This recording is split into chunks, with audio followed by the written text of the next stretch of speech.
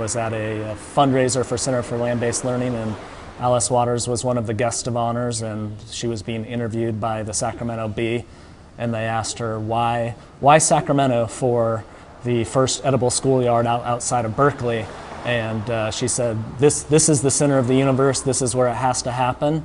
If it can't happen here, it can't happen anywhere. All my favorite farmers are from this region. It's got to happen in Sacramento. So from there, I took the idea to Councilman Darrell Fong's office, and Darrell Fong and his chief of staff, Noah Painter, said, why don't we do this instead of a resolution, do a proclamation with the mayor. They also encouraged me to talk to the Convention and Visitors Bureau about doing the festival, which was also part of the idea that had come out of another conversation with other chefs, and so we contacted the mayor's office, contacted the Convention and Visitors Bureau's office, and off we went. Yeah, it's been about a year and a half ago. He called me up, wanted to talk about this idea he had about farm to fork, making this region and restaurant scene recognizable, bring attention to it.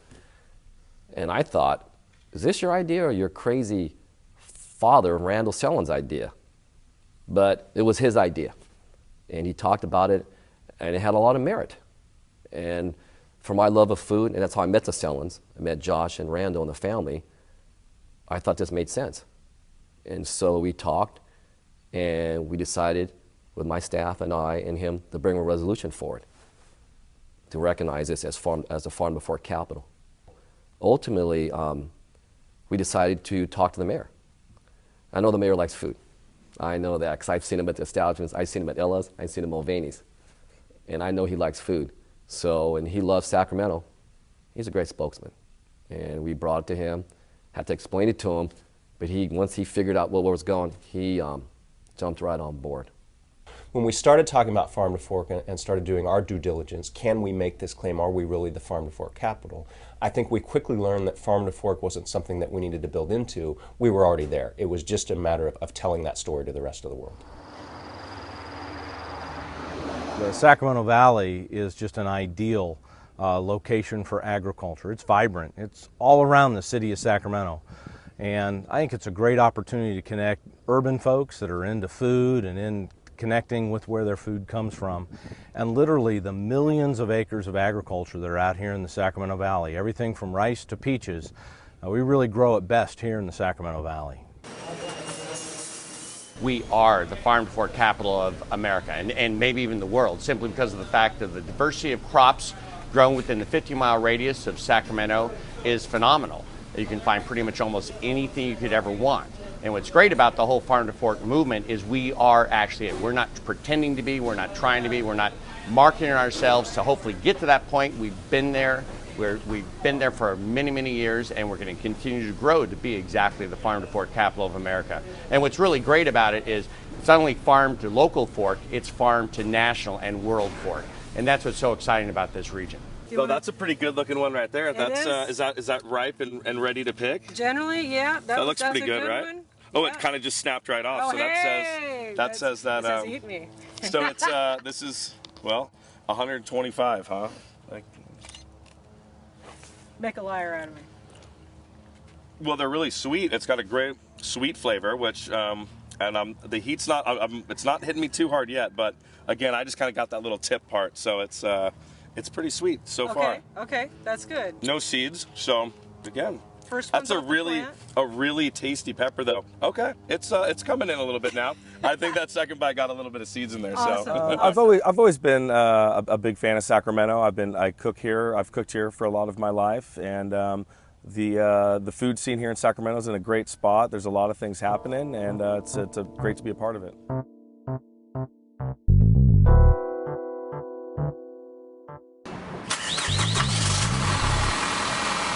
I think you got to start with what we're delivering. What we have here is produce, lettuces, apples, potatoes. So by nature, the product is volatile and perishable.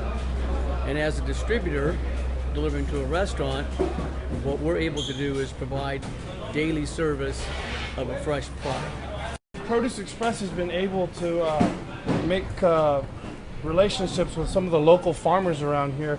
And so not only we've been able to get the conventional tomatoes that you've seen, but some of these beautiful heirloom tomatoes that are in season right now, we get these every summer. And just about 4 or 5 years ago, we started turning customers onto this stuff, and now we can't keep them in stock. I think Farm to Fork fits Sacramento region quite well. On any given day, there's something going on in Sacramento. There's quite a few farmers markets. You can't go down the street without missing one. You know, we started to develop relationships with farms, and that really helped us kind of figure out where our menu was going to go.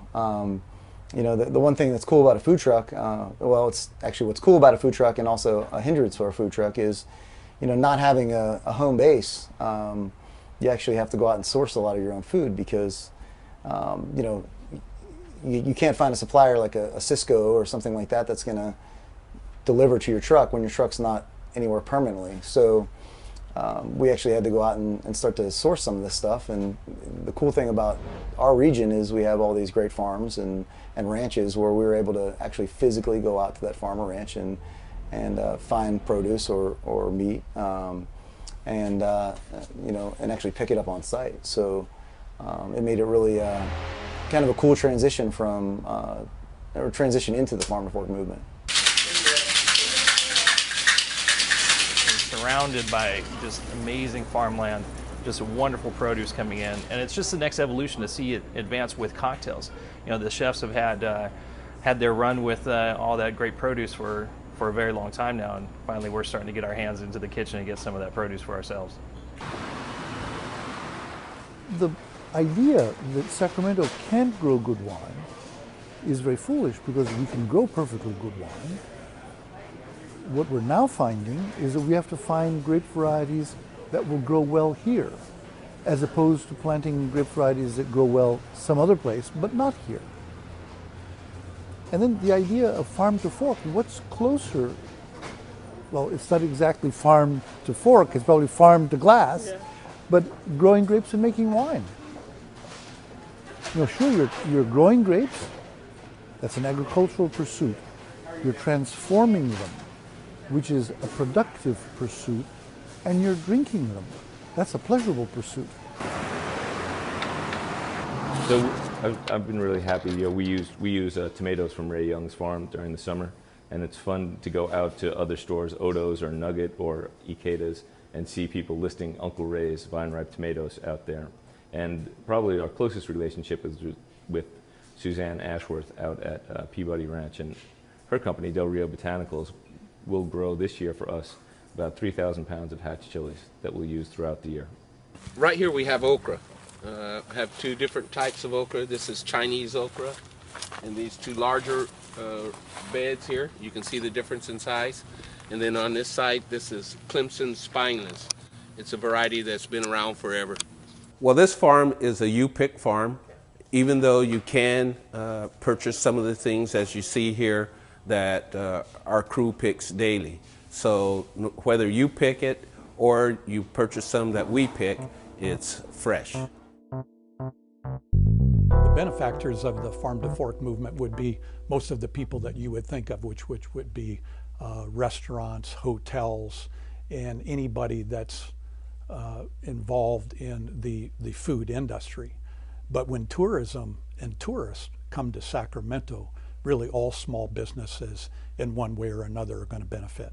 Last year, over $100 billion were spent by people visiting different parts of California. Almost $25 billion of that was spent on food and wine. So of course, I have a big interest in what's happening with tourism. We love the fact that people are picking locations like Sacramento as a destination because they want to have that culinary experience. I think definitely tourism can benefit from this. There's a real hunger for people, among people, to know where their food comes from, and you can actually go out to the land and touch and see and experience it.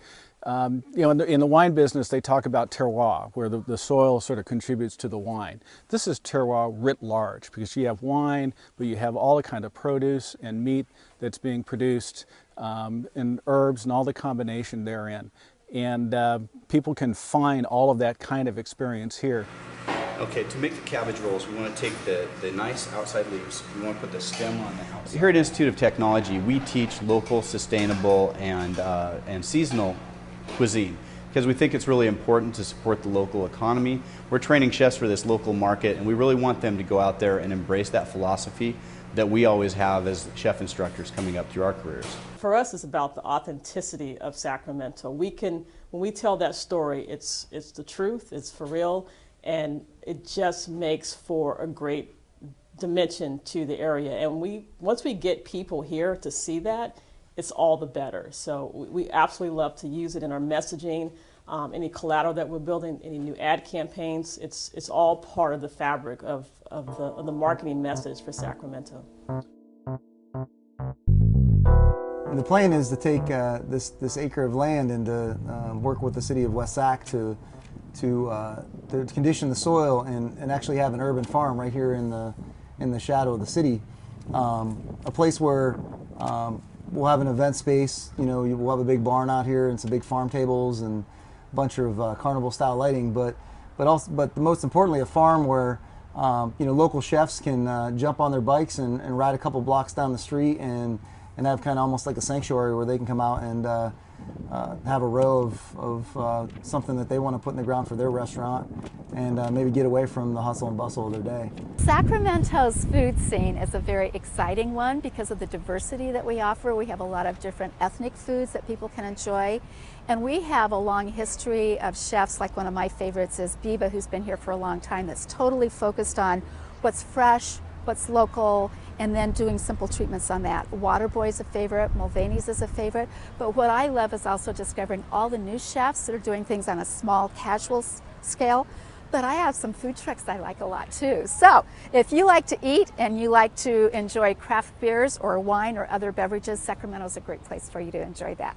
So what we really challenged the other areas to do was take some ownership in this, and a great example of that has been Yolo County. They really have stepped up to the plate and talked about what they have by way of Farm to Fork and how they can participate in this, because if the expectation is that the CBB will create this identity over the next decade, it likely will fail. We really need the buy-in from everybody in this region, and in order to do that, we had to create partnerships. It really makes a compelling case for this region as being a center of food production, but also of cuisine. And when the Sacramento Convention and Visitors Bureau came and said, would you be willing to help us expand that, to make it a regional effort, to turn it into a festival, to turn it into more awareness, to spread it not only throughout our region, but perhaps throughout the nation and further, we were just delighted, and I'm just very proud and happy to work with the Convention and Visitors Bureau.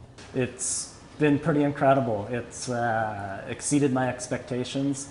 It's clear that people are proud of our city, our farming heritage, and it's clear that there's a need to galvanize and still push this movement forward. With all of the changes that are taking place in Sacramento, the King staying, the new sports and entertainment complex being built, exploration of a convention center expansion, and then of course the whole Farm to Fork movement.